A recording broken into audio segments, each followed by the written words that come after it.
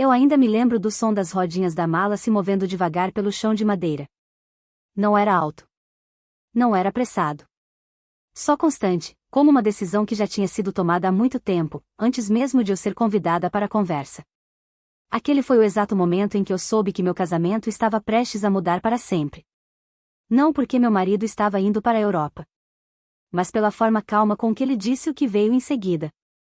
Ele estava perto da porta, uma mão apoiada na alça da mala, o casaco já vestido.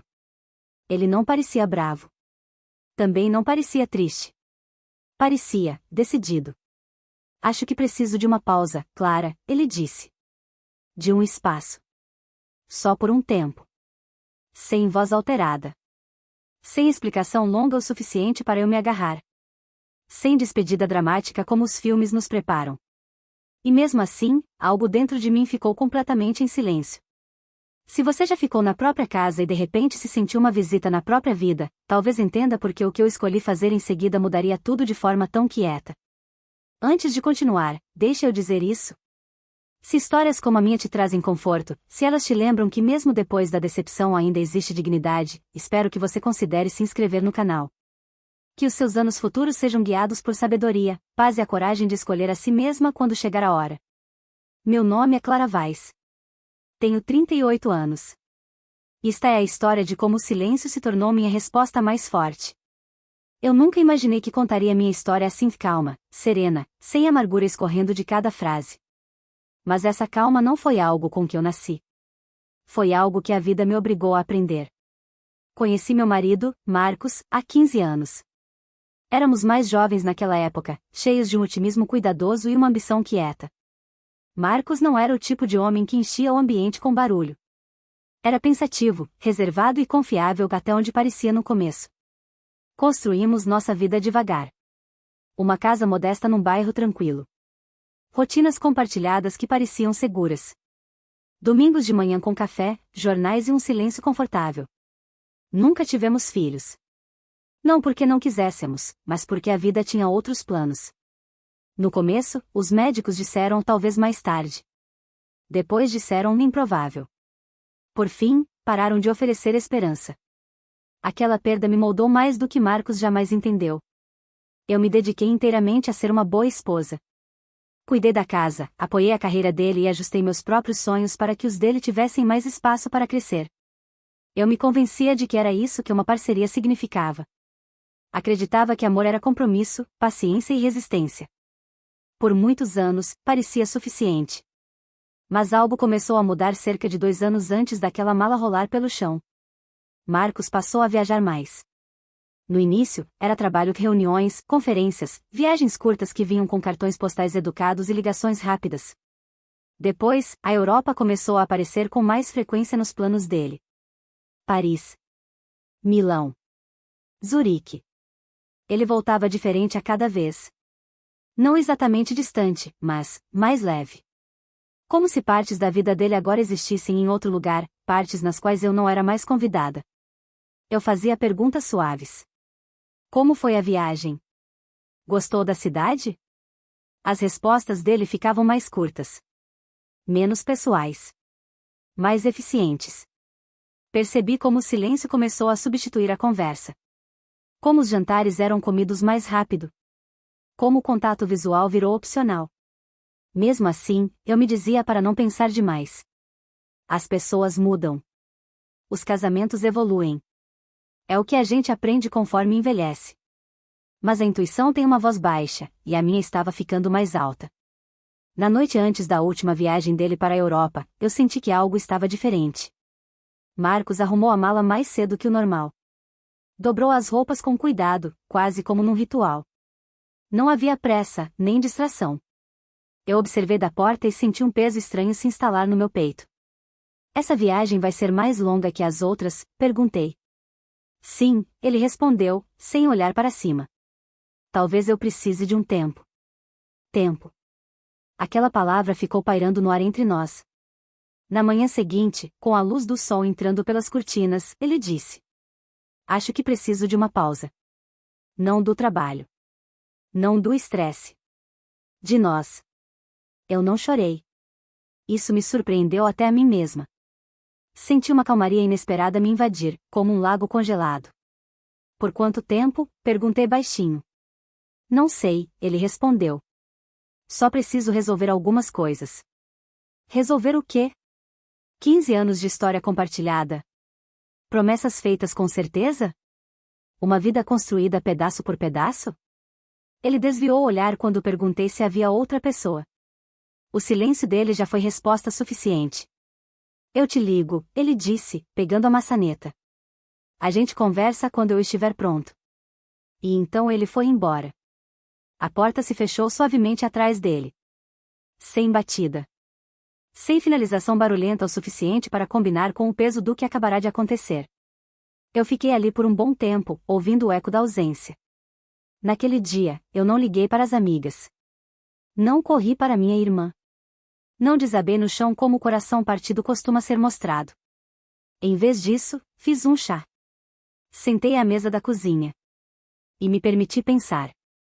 Isso pode surpreender algumas pessoas, mas aos 38 anos eu já me sentia mais velha que a minha idade.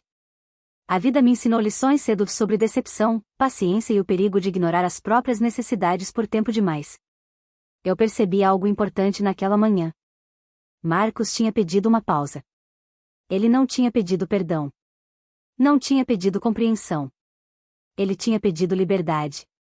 E pela primeira vez no nosso casamento, eu decidi que não iria atrás dele no silêncio. Aquela decisão não veio com raiva. Veio com clareza. Comecei fazendo algo bem pequeno, mas profundamente simbólico. Parei de esperar. Não mandei mensagem naquele dia. Não perguntei se ele tinha chegado bem. Não perguntei quanto tempo ele ficaria fora. Em vez disso, abri um caderno e comecei a escrever não mensagens para ele, mas verdades para mim mesma. Verdades que eu tinha ignorado por anos. Escrevi sobre quantas vezes eu minimizei meus sentimentos para manter a paz. Sobre como a solidão pode existir mesmo dentro de um casamento. Sobre como o amor, quando dado como certo, aos poucos vira expectativa em vez de carinho. Os dias passaram. Marcos mandou uma mensagem curta da Europa. Cheguei bem. Falamos em breve. Li uma vez. Depois larguei o celular. Aquele silêncio daquele foi minha primeira resposta de verdade. E foi só o começo. Porque enquanto Marcos achava que tinha se afastado para se encontrar, eu finalmente tinha dado um passo em direção a algo que eu tinha negligenciado por tempo demais. Meu próprio valor. E foi aí que tudo realmente começou a mudar. Você já reparou como o silêncio parece mais alto depois que alguém vai embora? Não imediatamente, mas alguns dias depois, quando a casa se lembra antes de você. Foi assim que começou para mim. Depois que Marcos voou para a Europa, os dias não desabaram como eu esperava. Eles se esticaram. Em silêncio. Quase educadamente. E isso me assustou mais do que qualquer lágrima poderia. Na primeira manhã sem ele, acordei no mesmo horário de sempre. Meu corpo ainda não tinha aceitado a mudança. Preparei café para dois por hábito, depois fiquei ali olhando para a xícara extra até esfriar. Foi naquele momento que realmente caiu a ficha. Ele tinha pedido um tempo. E eu tinha lhe dado exatamente o que ele queria. Mas eu não estava mais esperando. A casa parecia diferente. Não vazia, honesta. Não havia mais tensão escondida nos cantos, nem palavras não ditas sentadas entre nós à mesa. Apenas quietude. Pela primeira vez em anos, eu conseguia ouvir meus próprios pensamentos com clareza. Os amigos ligavam. Você está bem? Quer companhia? Eu agradecia e dizia que precisava de tempo. Não porque eu fosse forte, mas porque queria entender algo antes que a voz de qualquer outra pessoa interferisse na minha. Os dias viraram uma semana. Marcos mandou outra mensagem. Mais longa dessa vez.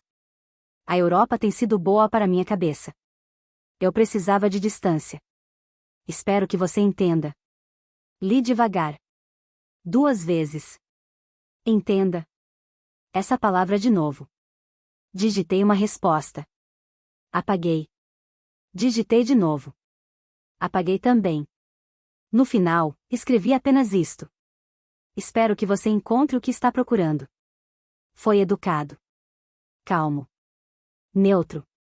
Mas por dentro, algo mudou. Sabe, quando alguém se afasta esperando que você implore, o seu silêncio se torna inquietante. E Marcos não estava acostumado com o silêncio vindo de mim. Alguns dias depois, ele ligou. A voz dele parecia relaxada. Quase alegre. Falou sobre cafés, sobre caminhar por ruas antigas, sobre como era libertador não ser responsável pelas emoções de ninguém mais. Eu escutei. Então ele perguntou: como você está se segurando? Aquela pergunta, colocada tão casualmente, me disse tudo. Estou bem, eu disse. E quis dizer de um jeito que surpreendeu nós dois. Houve uma pausa na linha. Só bem? Ele perguntou. Sim, respondi. Só bem. Depois que desligamos, sentei em silêncio e me fiz uma pergunta que eu evitava há anos. Quando foi que eu parei de ser mais do que bem? Naquela semana, marquei uma consulta com uma advogada. Não porque já tinha decidido pelo divórcio. Ainda não. Mas porque conhecimento traz clareza, e clareza traz poder. Aprendi coisas que deveria ter aprendido há muito tempo. Sobre meus direitos. Sobre finanças. Sobre quanto da nossa vida tinha sido construída no meu nome tanto quanto no dele. Não me senti com raiva. Me senti desperta. Enquanto isso, Marcos começou a ligar mais vezes. O tom dele mudou. Menos confiante. Mais curioso. Você parece diferente, ele disse uma noite. Distante. Sorri com aquela palavra. Você pediu distância, eu o lembrei com delicadeza. Sim, mas, ele hesitou. Não era assim que eu queria. Foi naquele momento que percebi algo importante. Ele esperava que eu congelasse. Que eu pausasse a minha vida. Que eu esperasse. Em vez disso, eu continuei respirando. As semanas passaram. Marcos mencionou uma mulher uma vez, casualmente. Uma colega. Uma amiga. Deu uma risada rápida, mas a verdade já tinha escapado. Não o confrontei. Não o acusei. Apenas registrei. Uma noite, enquanto caminhava sozinha pelo bairro, encontrei uma vizinha mais velha, Margarete. Viúva, olhos afiados, mais sábia que a maioria. Ela me olhou por um longo momento e disse: você parece mais leve. Me sinto mais clara, respondi. Ela assentiu, compreendendo. Isso é perigoso para quem se beneficia do seu silêncio. As palavras dela ficaram comigo. Marcos agora atendia minhas ligações mais rápido. Fazia mais perguntas. Queria garantias. Você sente minha falta? Perguntou uma noite. Parei antes de responder. Sinto falta do homem que eu achava que você era, disse com cuidado. Ainda estou conhecendo quem você é agora. Ele não gostou daquela resposta. Um mês depois que ele foi embora, ele disse que estava pensando em voltar para casa. Só para conversar. Para ver como as coisas se sentiam. Eu concordei.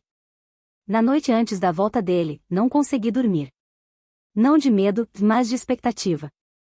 Percebi que não estava mais ansiosa por perdê-lo. Estava curiosa sobre quem eu tinha me tornado sem ele. Quando Marcos passou pela porta, ele parecia surpreso.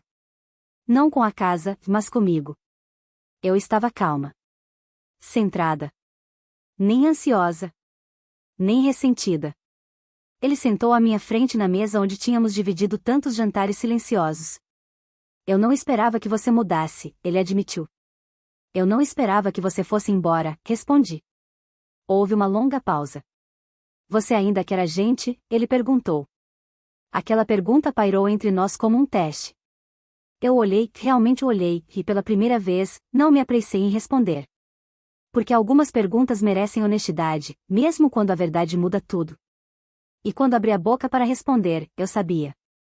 O que quer que eu dissesse em seguida decidiria não só o nosso casamento, mas o resto da minha vida. A pergunta ficou entre nós, pesada e inacabada. Você ainda quer a gente? Marcos me olhou como se a resposta pudesse, de repente, restaurar algo familiar. Por 15 anos, eu tinha sido previsível para ele. Minhas emoções eram geralmente imediatas, visíveis, fáceis de ler. Mas agora, havia uma distância quieta em mim que nenhum de nós reconhecia. Eu respirei fundo, devagar e firme, do jeito que as pessoas fazem quando já sabem a verdade, mas querem dizê-la com cuidado. Eu quero honestidade, eu disse. E eu quero paz. Não tenho certeza se essas duas coisas podem existir no casamento que a gente tinha. Ele se recostou na cadeira. As pessoas mudam, Clara. Eu só precisei de tempo para me entender. Eu entendo mudança, respondi com delicadeza. Mas você não pediu só tempo. Você foi embora e achou que eu ia ficar exatamente onde você me deixou. Esperando. Em silêncio. Agradecida por você talvez voltar. Não era essa a minha intenção, ele disse rápido. Eu sei, respondi. Mas intenções não apagam o que realmente acontece com a pessoa que fica para trás. O quarto ficou em silêncio. Aquele tipo de silêncio que força a verdade a vir à tona. Depois de um longo momento, Marcos falou de novo, mais devagar dessa vez. Eu conheci alguém. Ele não me olhou quando disse isso. Aí está, pensei. Não raiva. Não choque. Só confirmação do que meus instintos já sussurravam. Eu agradeço por você me contar, eu disse. Ele ergueu o olhar, surpreso. Só isso? Você não tá brava? Eu disse com honestidade. Mas não do jeito que você espera. Eu tô triste. Decepcionada. E aliviada. Porque agora eu não preciso mais duvidar de mim mesma. Essa resposta o abalou muito mais do que lágrimas jamais poderiam. Eu nunca quis te machucar, ele disse baixinho. Eu acredito nisso, respondi. Mas amor sem responsabilidade ainda causa dano. E eu cansei de carregar uma dor que não foi criada pelas minhas escolhas. Naquela noite, Marcos dormiu no quarto de hóspedes. Não teve discussão sobre isso. Pareceu natural, quase necessário. Um limite traçado não por castigo, mas por clareza. Nos dias seguintes, a gente conversou, não de forma emocional, não desesperada, mas com cuidado. Como dois adultos finalmente encarando a verdade em vez de ficar rodando ao redor dela. A gente falou sobre finanças, sobre a casa, sobre o que uma separação realmente significaria. Eu contei para ele sobre o advogado. Sobre o caderno. Sobre como o silêncio me obrigou a ouvir a mim mesma pela primeira vez em anos. Você mudou, ele disse uma noite, me observando de perto. Sim, respondi. Porque eu parei de me encolher para manter as coisas confortáveis. Havia arrependimento nos olhos dele então. Não o suficiente para desfazer o passado, mas o suficiente para reconhecê-lo. Ele perguntou, em um momento, se eu queria tentar de novo. Reconstruir. Começar do zero. Eu não respondi na hora. Pensei na mulher que eu costumava ser, aquela que teria aceitado essa oferta como prova de que ainda era escolhida. Aquela que teria aceitado incerteza só para não ficar sozinha. Aquela mulher parecia muito distante agora. Eu não quero reconstruir a mesma vida com as mesmas rachaduras, eu disse finalmente. E eu não quero competir com uma liberdade que você experimentou sem mim. Ele assentiu devagar. Então, isso é um adeus. Não, eu corrigi com suavidade. Isso é honestidade. O adeus aconteceu quando você embarcou naquele avião. A gente concordou com a separação sem crueldade. Com respeito. Com a dignidade quieta que só vem depois que a decepção é plenamente compreendida. Havia assuntos práticos para resolver, coisas para dividir, hábitos para desaprender. Nada disso foi fácil. Mas foi limpo. Não sobrou ilusão para proteger. No dia em que Marco se mudou de vez, eu ouvi de novo o barulho das rodinhas da mala. O mesmo som que uma vez me paralisou. Dessa vez, eu fiquei parada, mas não porque estava congelada. Eu vi juntar as últimas coisas dele. Notei o quanto ele parecia estranho no espaço que a gente um dia dividiu com tanta naturalidade. Na porta, ele hesitou. Se cuida, Clara. Eu pretendo, respondi. E era verdade. Depois que ele foi embora, eu não corri para encher o silêncio. Deixei ele se acomodar. Deixei a casa respirar. Eu mudei o quarto primeiro. Cortinas novas. Lençóis novos. Uma luz diferente. Tirei as coisinhas pequenas que carregavam memórias que eu não queria mais revisitar toda noite. Depois passei para a cozinha, para a sala, para as rotinas. Comecei a caminhar toda manhã. Devagar no começo. Depois mais longe. Notei coisas que eu ignorava há anos, o ritmo do bairro, a gentileza dos estranhos, o jeito como meus pensamentos ficavam mais claros quando nenhuma expectativa alheia pressionava contra eles. Os amigos comentaram. Você tá diferente, eles diziam. Mais forte. Eu dizia para eles. porque eu finalmente parei de negociar o meu valor. Semanas depois, Marcos mandou uma mensagem. Não pedindo nada. Só dizendo que esperava que eu estivesse bem. Que respeitava como eu lidei com tudo. Que ele estava aprendendo, talvez tarde demais, o que responsabilidade realmente significa. Eu desejei paz para ele, e era sincero. Porque o perdão, eu aprendi, não é fingir que nada aconteceu. É escolher não viver dentro da dor para sempre. Numa tarde quieta, eu me sentei sozinha com uma xícara de chá e abri o caderno de novo. Reli as primeiras páginas. O medo. A confusão. A dúvida de mim mesma. Depois virei para a última página. A letra estava mais firme ali. Confiante. Eu tinha escrito. Eu não perdi meu casamento. Eu me encontrei. E é isso que eu quero que você lembre. Às vezes, o silêncio não é fraqueza, é força. Às vezes, ir embora não é fracasso, é respeito por si mesmo. E às vezes, a vida que você tem medo de enfrentar sozinha vira aquela em que você finalmente se sente inteira. Se essa história mexeu com algo em você, se te lembrou dos seus próprios momentos não contados, eu te convido a compartilhar seus pensamentos nos comentários. Sua história pode ajudar alguém a se sentir visto. E se você quiser ouvir mais histórias como essa, histórias de coragem quieta, despertares tardios e escolhas dignas, por favor, considere se inscrever. Obrigada por escutar. Que o seu próximo capítulo seja escrito com clareza, coragem e paz.